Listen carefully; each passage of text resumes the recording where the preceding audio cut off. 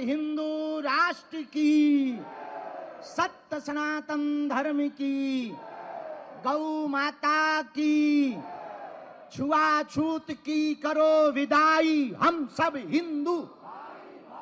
छुआछूत की करो विदाई, हम सब हिंदू। भेदभाव की करो विदाई, हम सब हिंदू। हम सब हिंदू, हम सब हिंदू। अब लोग हमसे आज पूछ रहे थे कि बाबा पदयात्रा से क्या होगा।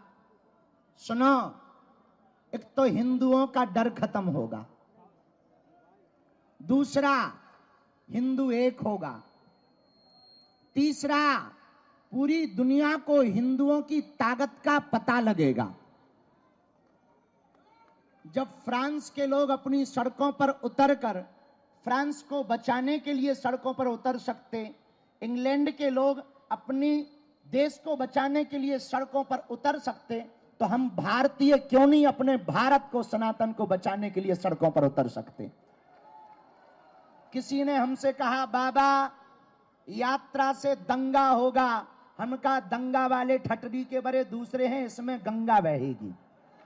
ये दंगा के लिए नहीं, गंगा के लिए पदयात्रा है। ये तनातनी के लिए नहीं, सनातनियों के लिए पदयात्रा है। हम किसी के विरोध में नहीं हैं। हमें मुसलमानों से भी दिक्कत नहीं, ईसाइयों से भी दिक्कत नहीं, पर यदि वो गजवाए हिंद कहेंगे तो हम भगवाए हिंद बना के रहेंगे। यदि वो सर तन से जुदा करने की बात करेंगे तो जो अभी पाकिस्तान में 9 जगह फटाके फूटे, वो उनके, हमारे पास फटाके तो हैं नहीं है, पर देश की सेना तो फोड़ ही सकती है।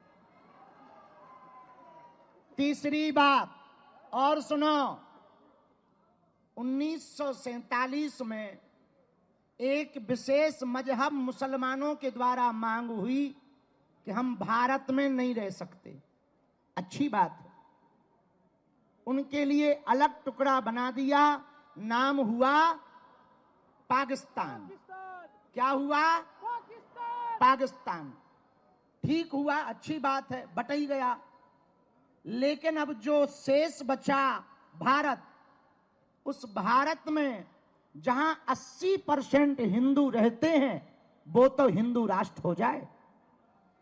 जब पाकिस्तान इस्लामिक राष्ट्र हो सकता है, 65 से ज्यादा देश इस्लामिक देश हैं, 95 से ज्यादा देश ईसाइयों के देश हैं, एक देश यहूदियों का है, एक देश बौद्धों का है, तो पूरी दुनिया, Burma, Indonesia, Cambodia, Fiji, Mauritius, Bharat, Nepal, इन देशों में रहने वाले हिंदुओं के लिए एक देश होना चाहिए। आज नहीं कल होगा। किसी ने कहा बाबा हिंदू राष्ट्र की डेडलाइन क्या है? हमने कहा जिस दिन तुम्हारे जैसे पढ़े लिखे नक्कटा हिंदू राष्ट्र की मांग करेंगे, उसी दिन भारत हिंदू राष्ट्र हो जाएगा। चौथी बात, बहुत विनम्रता पूर्वक सुनो, हम लोग ये पदयात्रा जो कर रहे हैं, लड़ाई के लिए नहीं, हम तलवारों की लड़ाई पर भरोसा नहीं करते, विचारों की लड़ाई पर भरोसा करते हैं। पूरी पदयात्रा में हम लोगों को किसी के खिलाफ नहीं बोलना, केवल हमें अपना घर संभालना। अपना घर है जो हम भेदभाव में फंसे, छुआछूत में फंसे, ऊंच नीच में फंसे, अंगड़ा पिछड़ा में फंसे, इनसे ऊपर उठकर 14वीं शताब्दी में रामानंदाचार्य भगवान ने जो कहा था, जात पात पूछे नहीं कोई, हरि को भजे सो हरि को होई। हम लोगों को इसी बात को पकड़कर चलना है। सुबह से लेकर सायंकाल तक नाम कीर्तन करते हुए चलना है। एक बात हम पक्की कह रहे, आप लोगों का यह पुरुषार्थ, आप लोगों का यह त्याग, आप लोगों की यह मेहनत व्यर्थ नहीं जाएगी। आने वाले समय में जब भारत हिंदू राष्ट्र होगा, तो तुम्हारे भी नाती पोता चिल्लाएंगे कि हमारे बब्बा भी पदयात्रा में गए थे।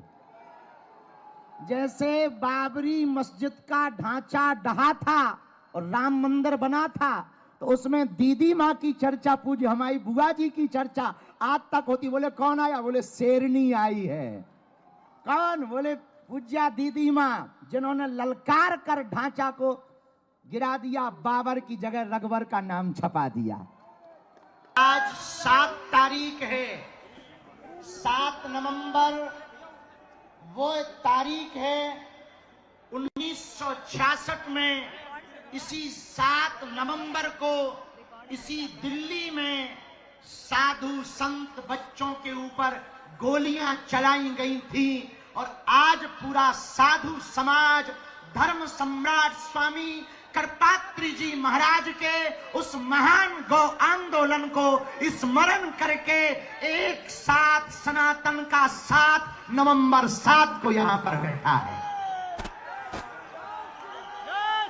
आज का ही वो दिन था जब धर्म विरोधी ताकतों ने, सत्ता पर बैठे हुए सत्ताधीशों ने निहत्थे संतों पर और हमारी सबकी प्राण, हम सबके प्राण गौ माता के ऊपर गोलियां चलाई थी। हम बदला तो नहीं ले सकते, लेकिन संत समाज आज 7 नवंबर को एक साथ बैठकर धर्म सम्राट स्वामी करपात्री जी के उस अभियान को स्मरण करके